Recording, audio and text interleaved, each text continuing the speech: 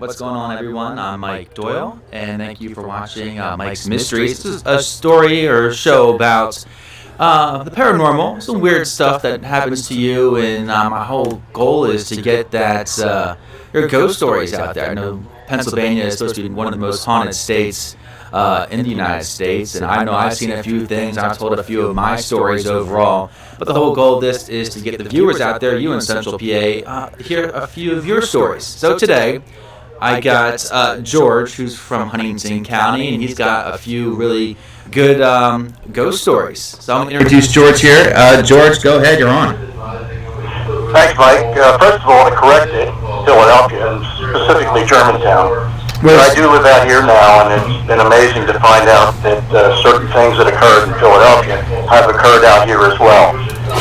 So this particular story, I'd like to start out with definition that may help people who are completely skeptical, non-believers, and turn you around and even perhaps past the skeptical portion and go into a believer.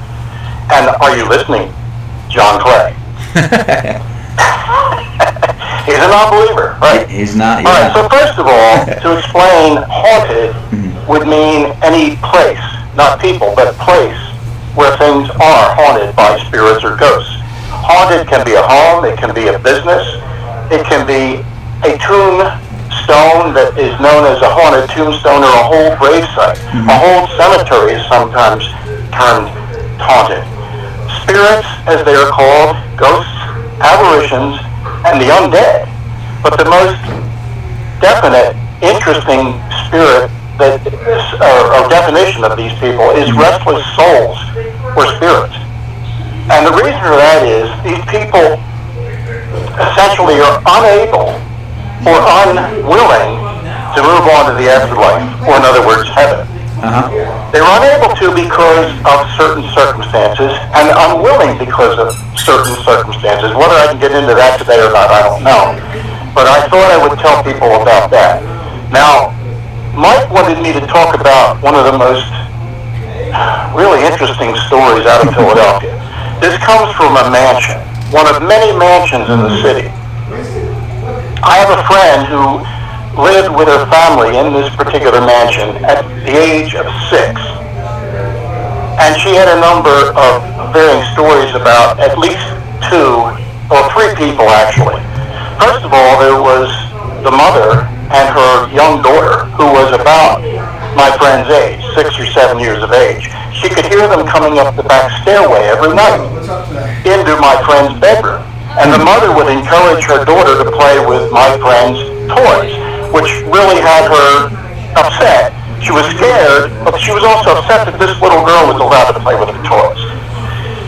She referred to these people as the undead, the darkies.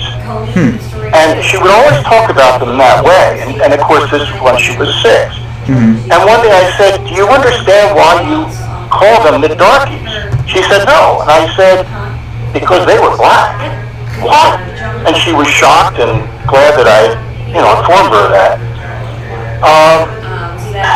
So they would come up every night and play with her toys. Also, she said when she was playing outside of this mansion, she could look up at a certain window and see the mother and daughter standing there watching her play.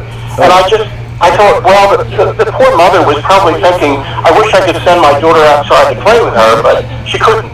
She couldn't do that. These people, and I'm going to only talk about the mother and daughter today. I'll probably not have time for the other. We can call that part 2. Okay. Next week if you want to do it. Sure. They would tell her in a whisper, the mother would, in a whisper, "Don't tell your parents." And occasionally they would add the word, "Remember, don't tell your parents." So they were very basically scared. Yeah. And that was, something she was afraid to tell her parents, let them know. Then,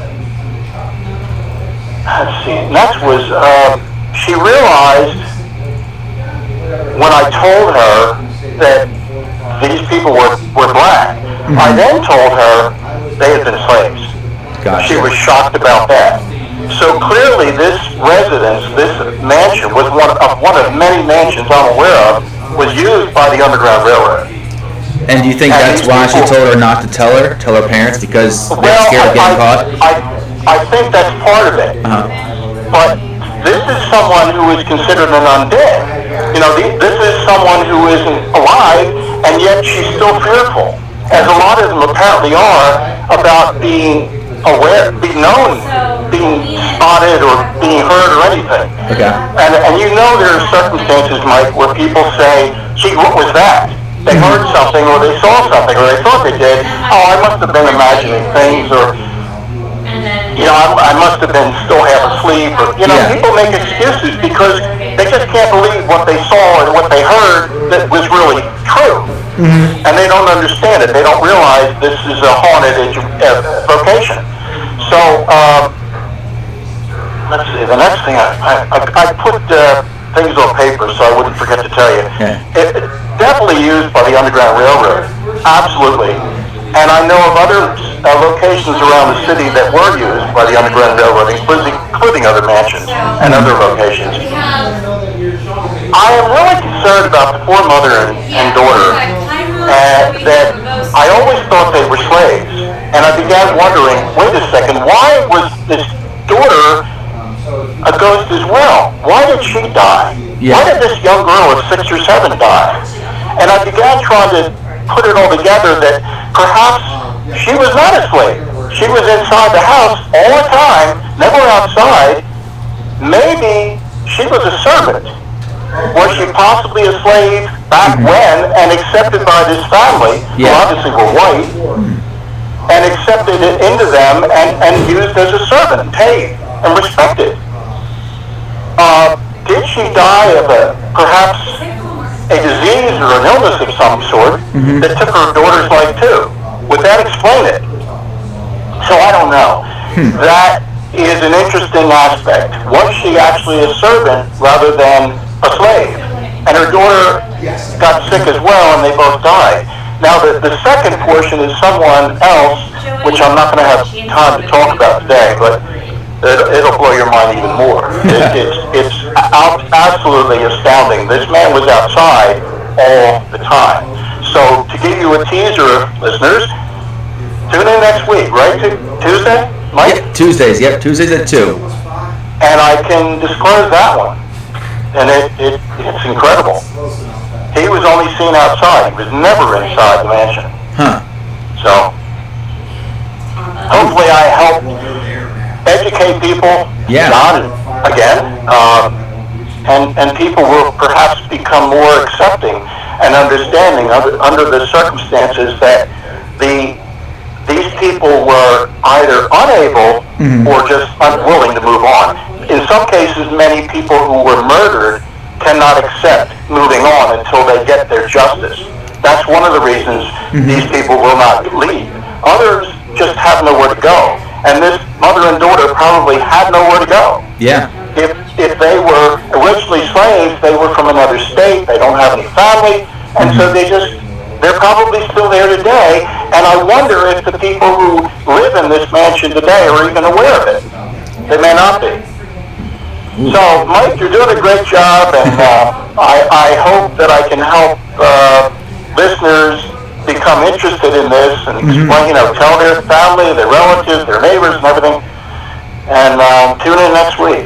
Yes. I'll have more for them. Well, thank you, George, so much. That's the whole goal, just to get the stories out there, and maybe convert a few people and have them willing to tell their own stories. But thank you so much.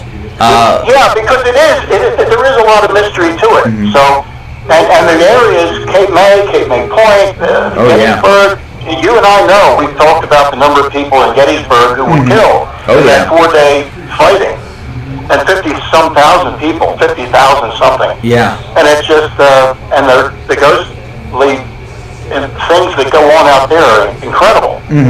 So, all right, Mike. All right, well, thank you very much. I'll keep in touch with you, and hopefully we can get you back next week. Thank you, George. Okay. Bye. So that was George, one of his stories of a young girl playing with another young girl and sharing her toys with a ghost or an apparition. And he has quite a few stories. We're talking a little bit yesterday, so that's the whole goal. I want to hear about your stories, things that you've seen and of experience, and that's the whole goal of Mike's Mysteries. And hopefully we'll hear back from George next week. I'm going to try and reach out to the U.S. Hotel Tavern people. Chef Terry, who normally comes on to our Central PA live show, actually had a few experiences recently, the past 2 or 3 weeks or so, so I'm going to try and talk to him as well. But that's this week's episode. Hopefully things get back to normal, and we'll be back again for 2 o'clock Tuesday of next week. See you guys.